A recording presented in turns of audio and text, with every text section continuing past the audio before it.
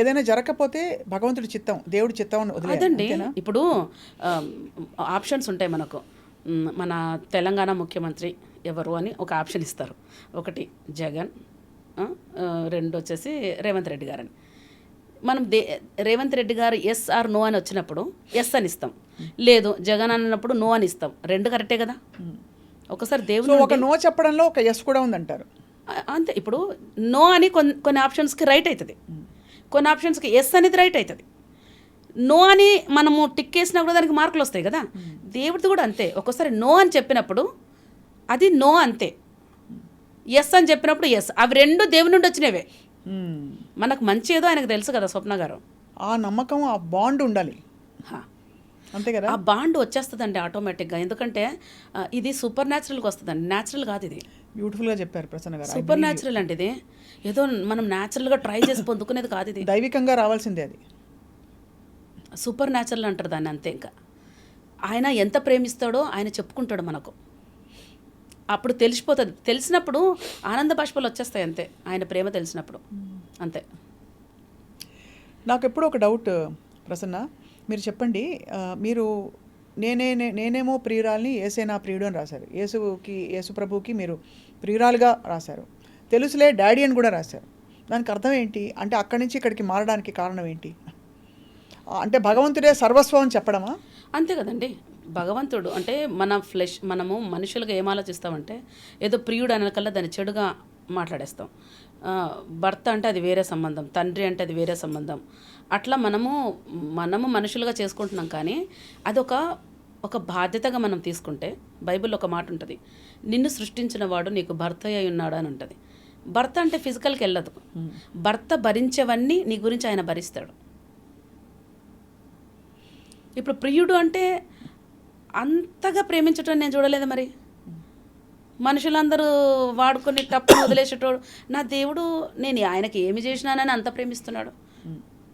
ఆయన సృష్టి కాబట్టి, ఆయన కడుపాత్రం కాబట్టి మనల్ని ప్రేమిస్తున్నాడు.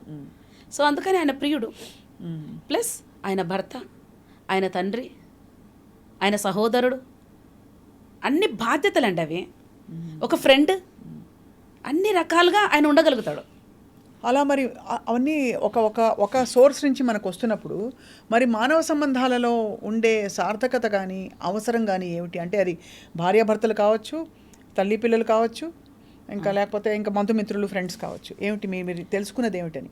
అంటే సంబంధాలు అనేటివి దేవుడు పెట్టినవే కదండి. వాటిని ఏంటి ధర్మబద్ధంగా మన బాధ్యతలు తీర్చుకోవడానికి, అంతేనా? ప్రేమగా ఉండడానికి అందరితో అంతే. అది ఒక పాత్ర.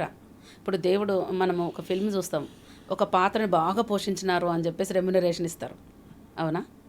ఇప్పుడు చిరంజీవి, విజయశాంతి ఉన్నారు. శుభం కాడు పడినాక నువ్వు నా భార్య నా అనగలుగుతాడా? అది కేవలం ఒక పాత్ర, భూమిదిగా అంతే. మనం చనిపోయినాక భార్య భర్తల సంబంధం ఉండదు అక్కడ, అందరూ దేవదూతల్లాగా ఉంటారని ఉంది అక్కడ. అంటే ఇక్కడ ఉన్నప్పుడు భార్యగా మన పాత్ర ఏంది, పర్ఫెక్ట్గా చేస్తున్నామా? భర్త పాత్ర పర్ఫెక్ట్గా చేస్తున్నాడా? పిల్లలు తల్లిదండ్రులకు పర్ఫెక్ట్గా ఉంటున్నారా? ఇవన్నీ పాత్రలుగా దేవుడు సృష్టించాడు. వీటిని మనం పర్ఫెక్ట్గా చెయ్యాలి. అప్పుడు రెమ్యునరేషన్ అక్కడ ఉంటుంది. ఆ రెమ్యునరేషన్ ఏంటంటే బలా నమ్మకమైన నా దాసురాలా అని అక్కడ ఆయన మెచ్చుకుంటాడు. అట్లా బ్యూటిఫుల్.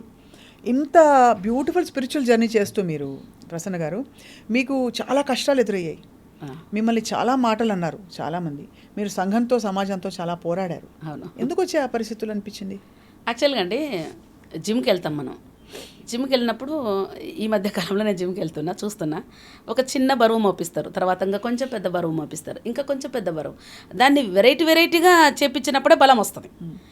లైఫ్లో కూడా ప్రతి దాని గుండా దేవుడు తీసుకెళ్తాడు, వాటన్నిటిని జయించి నువ్వు జయించగలుగుతావని చెప్తాడు. అంతే.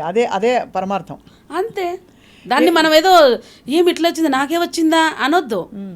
నీ మీద అంత కేర్ ఉంది. సో అన్నిటినీ మనం జయించుకుంటూ వెళ్ళినప్పుడు, అందుకే నేను పాట రాసా, ఎంత పెద్ద పోరాటమో అంత పెద్ద విజయము, పోరాడతాను నిత్యము, అరే విజయం అనేది తథ్యము, వాక్యం అనే ఖడ్గమును ఎత్తిపట్టి, విశ్వాసం అనే డాలును చేతబట్టి, ముందుకే దూసుకెళ్ళేదన్ యెహోవాదే యుద్ధమనుచు, అట్లా రాసుకున్నా.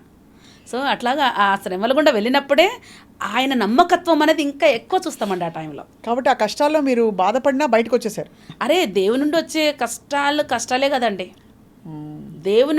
దేవుడు లేకుండా వచ్చే కష్టం ఉంటుంది చూడండి, దాంట్లో సచ్చి ఊరుకుంటాం అంతే. అది ఎలాంటి కష్టము అంటే దేవుడు లేకుండా, అంటే దేవుడిని లీడింగ్ లేకుండా తెచ్చుకునేటువంటివి ఏవైతే ఉంటాయో. ఇప్పుడు నేను ప్రేమించాను, అట్లే వెనకలబడితే ప్రేమిస్తే సినిమాలో కదా పిచ్చోడు అయినట్టు నేను పిచ్చిదాన్ని అవుతుంటే, ఆ సినిమా లాస్ట్కి పిచ్చోడు అవుతాడు చూడు. అంటే దేవుని లీడింగ్ నా లోపల వచ్చేసింది, ఇది తప్పు అని చెప్పినప్పుడు నేను స్టాప్ అయిపోయినా. ఆయన ప్రేమ నన్ను మార్చింది అంతే. స్వప్న గారు, ఆయన ప్రేమ నన్ను మారుస్తుంది. ఆయన అసలు అది ఒక్కోసారి అయితే నాకు భాషకు అందని ప్రేమ అనిపిస్తుంది అండి. అందుకే నేను మౌనం అనే ఒక పాట రాశా. మౌనం అంటే ఏం రాయాలో అర్థం కాలే నాకు. సైలెంట్ ఉన్నా ఏం రాయాలని, మౌనం మౌనం పరిశుద్ధాత్మ సన్నిధిలో మౌనం, ఇది మౌనం అంటే ఏం రాయాలో అర్థమవుతుంది. అంటే ఆయన ప్రేమను చూస్తే సైలెంట్ అయిపోయినా. సిలువలో నీ మౌనం ముందు నా మౌనం అంటే ఆయన మౌనంగా చనిపోయినాడా, సైలెంట్ అయిపోయినా. ఇంత ప్రేమించావా, మౌనం. ఆ పాట చాలా బాగుందండి, నేను యూట్యూబ్లో పెట్టాను కానీ వండర్ఫుల్ సాంగ్. అంటే నాకు నోరే లేదు, అందులోనే రాసా ఇది. భాషకే అందని భావమే మౌనం, నా మౌనం అతి పరిశుద్ధ స్థలముగా నన్నే మార్చివేసెను, అత్యంత కృపకు పాత్రుడిగా నిలువబెట్టెను. మీరు ఆలోచించండి, దేవుడు లేకుండా నేను పరిగెత్తాను 18 yearsలో. చర్చి మధ్యలో లేచి పరిగెత్తేదాన్ని. దేవునికి నా మీద ఎందుకు కోపం రాలే? బాగైంది కదా.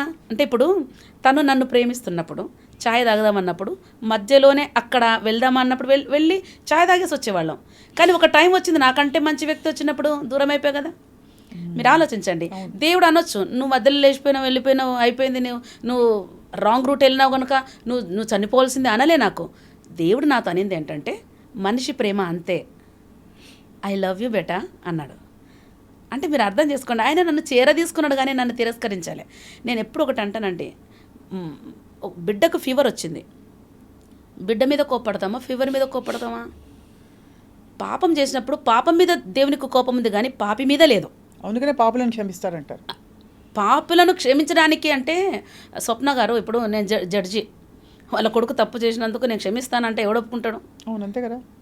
దేవుడు న్యాయవంతుడు, దేవుడికి కృప ఉంది, రెండు కరెక్టే. అంటే దాని అర్థం ఏంటంటే, ఇప్పుడు మన బాబు పక్కింటోడు టీవీ ₹1,00,000 టీవీ పగలగొట్టాడు, క్షమించేసినానంటే అది చెల్లదు. సో వాడు తప్పు చేశాడండి, ఆ డబ్బు నేను కడతా. అది తండ్రి తప్పు చేశాడు, ఓకే, బట్ నేను పెనాల్టీ కడతా. అదే యేసుప్రభు చేసింది. ఆయన దేవుడు న్యాయవంతుడు, పాపమునకు శిక్ష మరణం అని ఉంది అంతే. ఇక నేను క్షమిస్తా అనుకుంటా ఓలే, దానికి శిక్ష ఆయన భరించాడు. మనం బాబు తరపుకెళ్ళి మనం పెనాల్టీ కట్టినట్టు మనము చెల్లించలేనంత పాప భారమును యేసుప్రభు సిలువలో మరణించాడు. అందుకనే కృపా సత్యము వలన దోషమునకు ప్రాయశ్చిత్తం కలుగుననుంది. అది దేవుడండి.